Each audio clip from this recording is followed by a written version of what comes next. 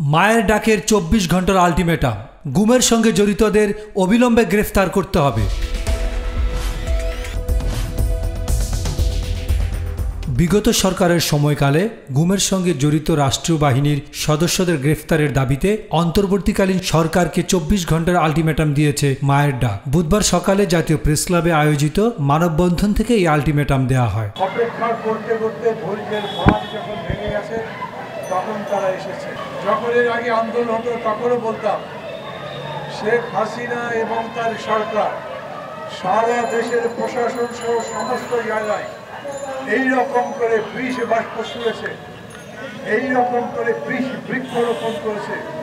এই সমস্ত কিছু তুলে আনতে, একটা সুন্দর প্রশাসন দিতে, মানুষকে যাতে ন্যায্য অধিকার দেওয়া যায়, মানুষের আরতি শোনা যায়, তার জবাব দেওয়া যায়, সেই রকম প্রশাসন তৈরি করতে মুশকিল না।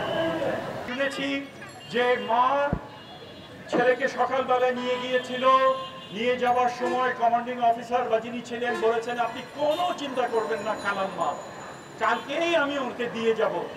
এই ভরসায় তারা দিয়েছিলেন এবং এরপর থেকে সকালবেলায় যখনই তিনি ভোর নামাজ পড়ার পরে সারা রাত তিনি ঘুমাতে পারেন না, তিনি অপেক্ষায় থাকেন ওই জিপ কখন আসবে তার ছেলেকে নামাতে। জীবনে সেই জিপ আর আসে নাই। এগুলো যখন নিয়ে আমরা সরকারের কাছে গেছি, সহযোগিতা দূরের কথা, সহমর্মিতা দূরের কথা, সহানুভূতি দূরের কথা, তারা ঠাট্টা মশকরা করেছেন। তারা বলেছেন এরা চিটিংবাজিতে রপ্ত ছিল, তারা প্রেম করে কোথায় চলে গেছেন। সেই অধ্যত্ত এখন তারা পে করছেন, তার জন্য লুকিয়ে বেড়াচ্ছেন ইঁদুরের মতো। জনগণ তাদেরকে কাঠগড়ায় নিয়ে আসবে এবং আমাদের আন্দোলন অব্যাহত থাকবে। মানববন্ধনে নিখোঁজ ও গুম হওয়া ব্যক্তিদের স্বজনরা বলেন, যে সমস্ত কর্মকর্তারা গুমের সঙ্গে জড়িত ছিলেন সকলকে গ্রেফতার করে আইনের আওতায় আনতে হবে। আশা ধরে রেখেছে একটা খোঁজ পাবে, অন্তত একটা মিনিমাম ন্যূনতম খোঁজ পাবে।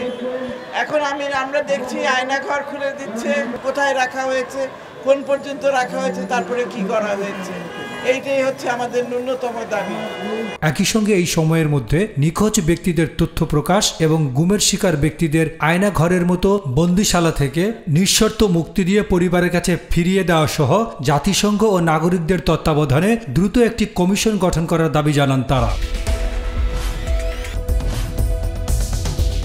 আল আমিন সেলিম, গণমানুষের আওয়াজ, ঢাকা।